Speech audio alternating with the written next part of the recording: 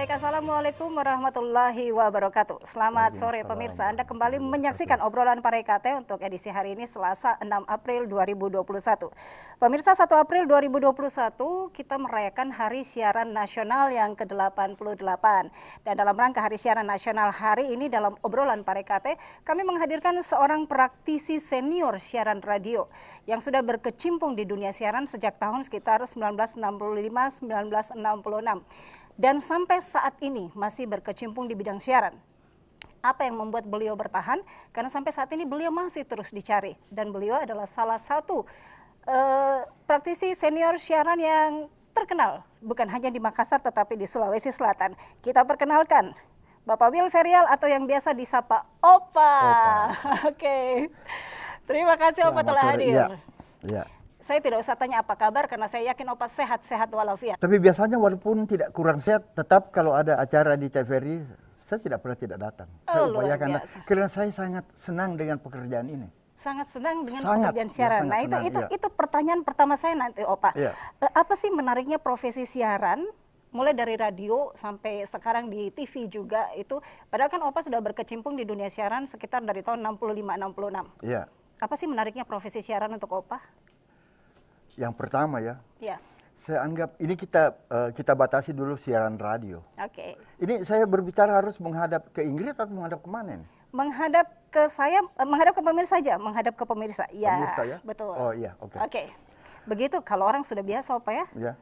Sudah biasa ya. Mesti tanya dulu. Iya. Iya. Jadi begini Ingrid ya. Saya anggap itu radio itu sebuah teknologi yang luar biasa pada zamannya dulu.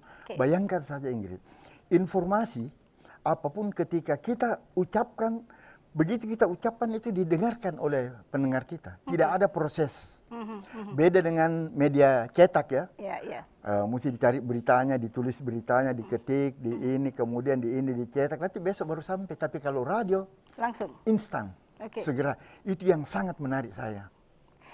Kenapa Opa menarik? Karena dia itu instan. Karena memang Opa suka menyampaikan sesuatu, ataukah Opa suka saya ingin didengar secara langsung, ataukah ada hal lain yang menarik Opa? Ada. Yaitu apa saya anggap di dunia ini banyak sekali hal-hal yang menarik untuk disampaikan pada orang banyak. Tapi sementara pada waktu dulu itu, waktu saya belum ada di radio itu tidak ada alatnya untuk itu. Tidak ada alatnya untuk itu? Belum ada. Kan saya belum masuk di dunia radio. Oke. Tapi setelah saya masuk di dunia radio, saya bilang luar biasa nih teknologi ini. Baik musik, informasi mengenai lingkungan hidup, informasi mengenai pendidikan dan lain-lain itu bisa segera sampai. Itu yang saya anggap pada waktu itu ini media betul-betul media yang ajaib. Media yang ajaib. Iya. Pada saat itu, apalagi pada saat itu pendengar radio banyak ya Opa ya? Oh banyak, sangat banyak. Tapi Opa tadi kan bilang bisa menyampaikan segala macam informasi. Itu karena memang Opa suka mencari informasi ya? Informasi itu begini, Ingrid. Kadang-kadang perlu kita cari, tapi kadang-kadang dia datang sendiri asal kita mampu mampu menangkap bahwa ini yang kita dapatkan ini punya nilai informasi dan patut kita sebarluaskan. Atau ada informasi yang jangan kita sebarluaskan karena apa?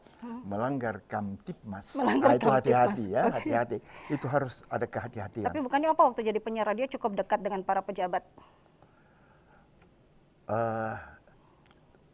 Malu-malu kalau dibilang dekat dengan pejabat. Kalau pejabatnya mungkin bisa merasa dekat, kalau saya malu-malu.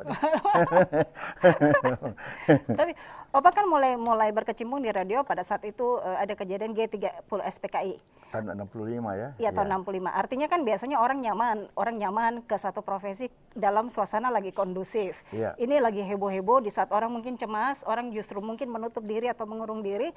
Opa malah jadi penyiar radio atau bicara di radio. Itu kenapa Opa? Jadi begini, pada waktu itu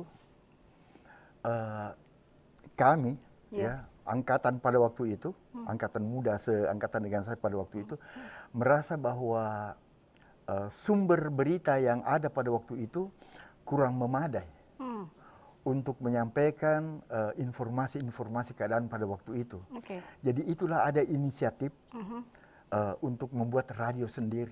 Oke, oke. Jadi waktu itu, Ingrid, radio itu bukan kita beli, tapi dirakit sendiri. Dirakit sendiri? Iya, itu terutama dari teman-teman dari Unhas ya, di bagian teknik radio ya, teknik elektronik ya, itu yang mereka membuat sendiri.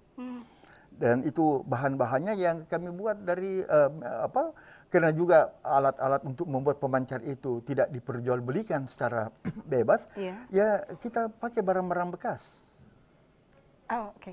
Nah, itu dirakit, kemudian dibantu dengan bapak-bapak tentara yang bertugas di Hubdam, perhubungan Kodam. Nah, itu yang membantu merakitkan ini itu diajar. Jadi waktu itu penyiar itu bukan hanya awak radio pada waktu itu bukan hanya untuk menyiar, tapi sekurang-kurangnya sedikit dia tahu tentang teknik radio.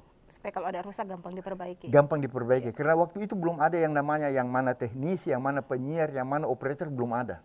Kita serabutan saja. Yang penting kalau ada informasi penting diketahui oleh masyarakat, segera bisa sampai. Opa waktu itu bikin radio sendiri kan, merakit itu. Iya. Zaman dulu kalau ada radio seperti, kalau sekarang kan dibilang radio liar langsung diturunkan. Kalau kayak dulu bagaimana Opa? Belum sempat, sebab masih ada masalah yang lain yang diurus oleh pemerintah yang berwajib menurunkan radio liar daripada menertibkan radio liar. Jadi dia urus dulu yang lain. Oh, oke. Jadi pada saat itu tidak fokus ke situ. Belum. Jadi berapa lama dengan radio rakitan itu Opa? Sampai awal pertengahan 70-an masih ada. Cukup lama Pak ya? Masih ada radio yang saya tidak pakai kata liar ya, radio yang belum memenuhi persyaratan. Sebab dengan berjalannya waktu, sebab begini, itu radio yang kami rakit sendiri, memang bisa memancar, tetapi apa? Itu gelombangnya dia melebar, jadi bisa mengganggu radio tetangga. Oh, baik. Misalnya radio saya itu 66,1 meter. Itu karena teknologinya tidak secanggih sekarang bisa mengganggu yang 65, 67. Nah, itulah yang ditertibkan oleh yang berwajib. Saya tambahkan lagi ya. Jadi dulu itu pemancar itu kira-kira ukurannya hanya sebesar ini, Ingrid ya, selebar ini saja. Nah, antenanya itu terbuat dari bambu, 2 batang bambu. Di situ direntangkan kabel, kawat tembaga. Kemudian salah satu ujungnya itu turun ke bawah, masuk ke pemancar ini. Kemudian di pemancar ini dimasukkan amplifier. Orang dulu bilang versteker, karena balandaya atau versteker ya, masuk. Kemudian itulah yang dipakai menyiar. Anda tahu, untuk mikrofon itu satu benda yang sangat mewah. Pada saat itu? Pada saatnya. Kami buat dari apa? Loudspeaker yang sudah rusak, ya diambil, kemudian ditambah wire-stand, dan lain-lain, itu dibalik. Jadi kalau biasanya loudspeaker mengeluarkan bunyi, tapi ini menerima bunyi. Menerima bunyi, oh iya. Itu luar biasa pada waktu itu, Ingrid. Tapi dia bertahan loh sampai pertengahan 70-an, berarti kurang lebih 10 tahunan lebih dong, Opa? Iya, kita kan belajar terus. Mulai sedikit demi sedikit, mulai ditertibkan teknologinya, tidak boleh lagi melebar, kemudian itulah. Tapi seberapa besar waktu itu pengaruh radionya Opa? Pengaruh untuk masyarakat, untuk pendengar. Itu sampai itu di Makassar saja Opa, atau bisa didengar sampai di Goa atau Maros misalnya? Apa? Di Goa atau Maros? Iya. Kalau untuk radio siaran ya, itu didengarkan oleh di Makassar sekitarnya. Tetapi ketika jam 12 malam, ini pemancar untuk siaran diturunkan, ada teman yang ahli, itu ada namanya tuningnya, itu dicun. Dicun, dan itu dipakai untuk radio KSO itu untuk seperti kayak ngebreak gitu. Dan dia bisa bicara dengan orang yang ada di Madura. Dengan lampu kalau saya tidak salah 607 waktu sederhana sekali, tapi bisa bicara dengan orang yang ada di Madura. Ini yang patut dikagumi teman-teman saya dulu itu. Pada saat itu belum ada teknologi, pengetahuan masih kurang. Belum ada.